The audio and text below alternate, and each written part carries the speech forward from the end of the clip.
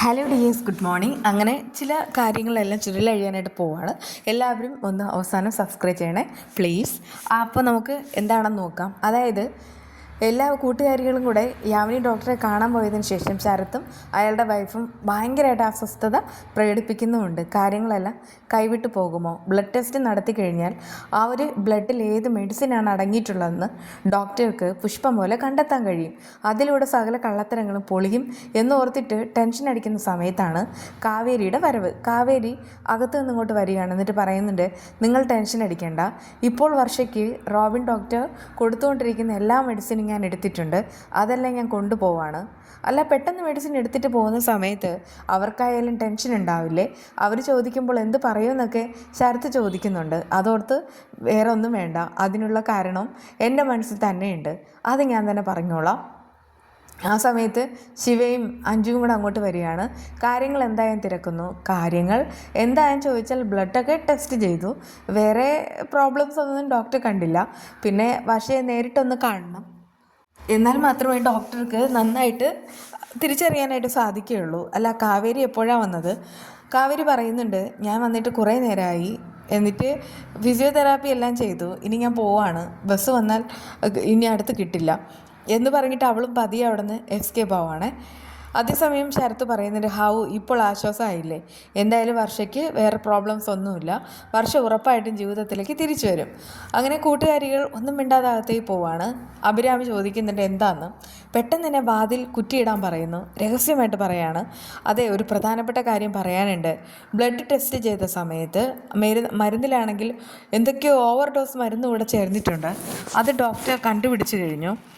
നമ്മളിവിടെ ചതിക്കപ്പെടുകയാണെന്ന് എനിക്കൊരു സംശയം. വർഷയ്ക്കാണെങ്കിൽ ഓവർ ഡോസ് മരുന്ന് കൊടുത്തിട്ടുണ്ട്, പക്ഷേ അവരുടെ സ്വഭാവം നമുക്കറിയില്ല, ശരത്തേട്ടനോടും പറയാൻ പറ്റില്ല, നമ്മൾ ഈ അറിഞ്ഞ കാര്യം പറയാനും പാടില്ല.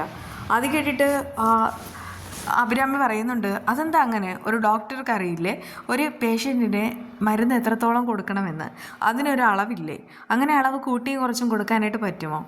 ഞാൻ പറഞ്ഞല്ലോ, ചിലപ്പോൾ റിക്കവറി ആകാൻ വേണ്ടിയിട്ട് ഹൈ ഡോസ് കൊടുത്തതാവും, നമുക്കിത് പെട്ടെന്നൊന്നും കണ്ടുപിടിക്കാൻ കഴിയില്ല. ഡോക്ടർ വർഷയെ കാണട്ടെ, അത് കഴിഞ്ഞിട്ട് ബാക്കിയുള്ള കാര്യങ്ങൾ തീരുമാനിക്കാം. പിന്നെ ഒരു സ്കാനിങ് കൂടെ ആവശ്യമാണെന്നുള്ള കാര്യമൊക്കെ പറയുന്നുമുണ്ട്. ആ സമയത്താണ് ശിവ മറ്റു ചില കാര്യങ്ങൾ കണ്ടെത്തുന്നത്. ഇവിടെ വർഷയ്ക്ക് കൊടുത്തുകൊണ്ടിരുന്ന മരുന്ന് കാണാനില്ല, എവിടെയാണെന്നൊക്കെ ചോദിക്കുന്ന സമയത്ത് അഭി പറയുന്നത് കാവേരി കൊണ്ടുപോയി. എന്നോട് പറഞ്ഞത് എക്സ്പയറി ഡേറ്റ് കഴിഞ്ഞ മരുന്നാണെന്നാ, അത് കൊടുത്തിട്ട് പുതിയ ഡേറ്റിൻ്റെ മേടിക്കാമെന്ന് പറഞ്ഞു. അത് കേട്ട് അവർ പറയുന്നുണ്ട്, അയ്യോ, ഇതെല്ലാം കൂടി കൂട്ടി വായിക്കുമ്പോൾ ഒരു സംശയം പോലെ.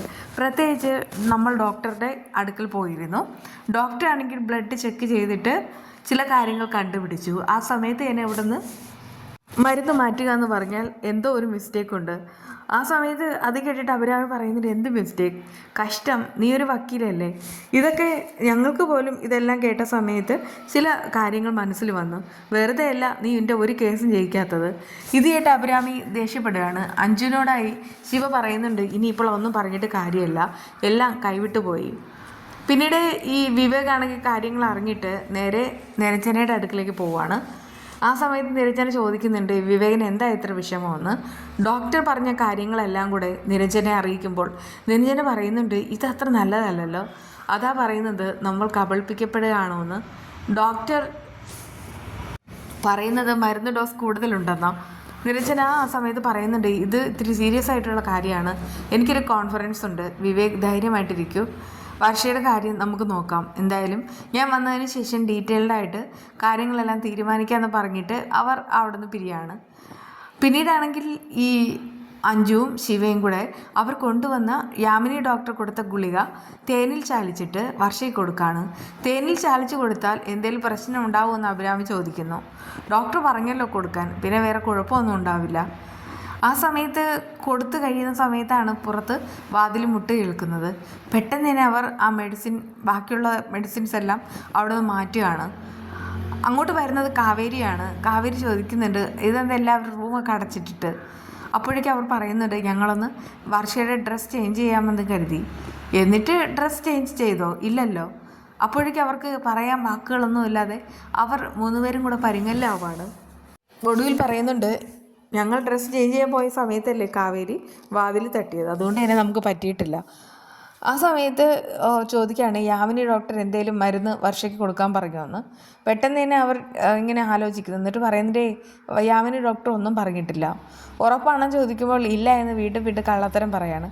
പക്ഷേ അത് കള്ളാണെന്ന് അവൾ കണ്ടുപിടിക്കുന്നു. കാരണം ഇപ്പോൾ വർഷയ്ക്ക് കൊടുത്ത ഗുളികയുടെ ആ കവറുണ്ടല്ലോ, അത് അവിടെ വെച്ചിരിക്കുകയാണ്, മെഡിസിൻ കവർ അവിടെ വെച്ചിരിക്കുകയാണ്. അത് കൂട്ടുകാരെല്ലാം എടുക്കാനായിട്ട് മറന്നും പോയി. ഒടുവിൽ നിരഞ്ജന സൂത്രത്തിൽ അങ്ങോട്ട് പോയിട്ട് അത് പതിയെ എടുത്തിട്ട് ബാഗിനുള്ളിൽ ഒളിപ്പിച്ച് വയ്ക്കുന്നുമുണ്ട്. എന്നിട്ട് ഒന്നും അറിയാത്തതുപോലെ നിന്ന് ചിരിക്കുകയാണ്. എന്നിട്ട് വർഷയ്ക്ക് ഫിസിയോതെറാപ്പി ചെയ്യാനായിട്ട് അവൾ ഒരുങ്ങുകയും ചെയ്യുന്നു. എന്നിട്ട് അവൾക്ക് ആ ഗുളിക ഏതാണെന്നുള്ള കാര്യമെല്ലാം മനസ്സിലാവുകയാണ് കേട്ടോ. അതേസമയം കൂട്ടുകാരികൾ അതൊന്നും കാണുന്നതുമില്ല. പിന്നീടാണെങ്കിൽ ഈ ശരത്തിനോടായി അയാളുടെ വൈഫ് പറയുന്നുണ്ട്, കാവേരി പറയുന്ന കാര്യങ്ങൾ കേട്ടിട്ട് എനിക്ക് പേടിയാവുന്നു. ഇനിയിപ്പോഴെങ്ങാനും നമ്മളവർക്ക് സംശയം ഉണ്ടായിരിക്കുമോ? അങ്ങനെയൊന്നും ഉണ്ടാവാനായിട്ട് യാതൊരുവിധ വഴിയില്ല. എൻ്റെ ടെൻഷൻ അതൊന്നുമല്ല. ബോസാണെങ്കിൽ എല്ലാ കാര്യങ്ങളും അറിഞ്ഞാൽ അതോടുകൂടെ പോയി. പിന്നെ നമ്മുടെ ഇവിടുത്തെ ബിസിനസ് നിൽക്കും. കൊച്ചിയിലുള്ള ബിസിനസ് എനിക്ക് തരാതെയാവും. അങ്ങനെയാണെങ്കിൽ വളരെ സാമ്പത്തിക പ്രതിസന്ധി ഉണ്ടാവുകയും ചെയ്യും. അത് കേട്ടിട്ട് അവൾ പറയാണ്, എന്തായാലും വിഷമിക്കേണ്ട, ബോസ് വിളിച്ചില്ലല്ലോ, ബാക്കിയുള്ള കാര്യങ്ങൾ അപ്പോൾ നോക്കാമെന്ന്. അങ്ങനെ അവരെല്ലാവരും ആകെ ടെൻഷനിൽ തന്നെയാണുള്ളത്. പിന്നീടാണെങ്കിൽ ശ്രീനാഥിനെ കാണാനായിട്ട് ആ രാഘവൻ വരികയാണ്. എന്നിട്ട് ചോദിക്കുന്നുണ്ട്, നീ എന്താ റൂമിൽ ഇങ്ങനെ കുത്തി അടച്ചിരിക്കുന്നത്? അപ്പോഴേക്കും അവൻ പറയുന്നുണ്ട്, എനിക്കൊരാലോചന, വർഷയും നമുക്ക് ചികിത്സിക്കാൻ ഇങ്ങോട്ട് കൊണ്ടുവന്നാലോ? ആദ്യമായിട്ട് രാഘവൻ പറയാണ്, അങ്ങനെ നിനക്ക് കഴിയുമോ? പിന്നീട് അവളെ കൊണ്ടുവന്നു കഴിഞ്ഞാൽ ചിലവ് മുഴുവനും നമ്മൾ വഹിക്കണം. അതൊന്നുമല്ല പ്രശ്നം. ഇനിയിപ്പോൾ വർഷയെ വിടാനായിട്ട് വിവേക് തയ്യാറാകുമോ? രാഘവൻ പറയുന്നുണ്ട്, നീ എന്തിനാ അവരുടെയൊക്കെ സമ്മതം നോക്കുന്നത്? ഞാൻ രണ്ടാനച്ഛനാണ്. അതുകൊണ്ട് തന്നെ എനിക്ക് കോടതിയിൽ പോയിട്ട് ഒരു കേസ് ഫയൽ ചെയ്യാനായിട്ട് കഴിയും. ഒടുവിൽ അവളുടെ അവകാശം എനിക്ക് വിട്ടുതരും. പിന്നെ അവൾക്ക് ബോധം വീണ് കഴിഞ്ഞാൽ ഉറപ്പായിട്ട് എന്നെ ഓടിക്കുകയും ചെയ്യും. അത് കേട്ടിട്ട് ശ്രീനാഥ് പറയുന്നുണ്ട്, കേസ് കൊടുക്കാനോ? അത് മോശമല്ലേ? കാരണം അവരല്ലേ ഇതുവരെ വർഷയെ നോക്കിയത്. അങ്ങനെ നോക്കിക്കൊണ്ടിരുന്നാൽ ഉറപ്പായിട്ടും വിവേക് വർഷയെ വിവാഹം കഴിക്കും, നിനക്ക് കാര്യം ഇല്ലാതാവും എന്നുള്ള കാര്യങ്ങളെല്ലാം ആ രാഘവനാണെങ്കിൽ ശ്രീനാഥിനെ ഓർപ്പിക്കുന്നുമുണ്ട്. അങ്ങനെ വർഷയ്ക്ക് ഓരോന്നോരോന്നായിട്ട് ഓർമ്മകൾ തിരിച്ചു കിട്ടുന്ന അവസാനം കാണിക്കുന്നത്. അതായത് വർഷ ഇങ്ങനെ മയക്കത്തിൽ കിടക്കുകയായിരുന്നു. എന്നിട്ട് പതിയെ കണ്ണ് തുറക്കുന്നു. ആ സമയത്ത് വയനാട് ദുരന്തം തൊട്ട് മുന്നിൽ വരുന്നതും അതിനു മുൻപ് അമ്മയെ ആർച്ചയായിട്ട് സംസാരിച്ചതൊക്കെ മനസ്സിലായിട്ട് അവളാണെങ്കിൽ പെട്ടെന്ന് തന്നെ അമ്മയെന്ന് വിളിക്കാനായിട്ട് വായ തുറക്കാണ്.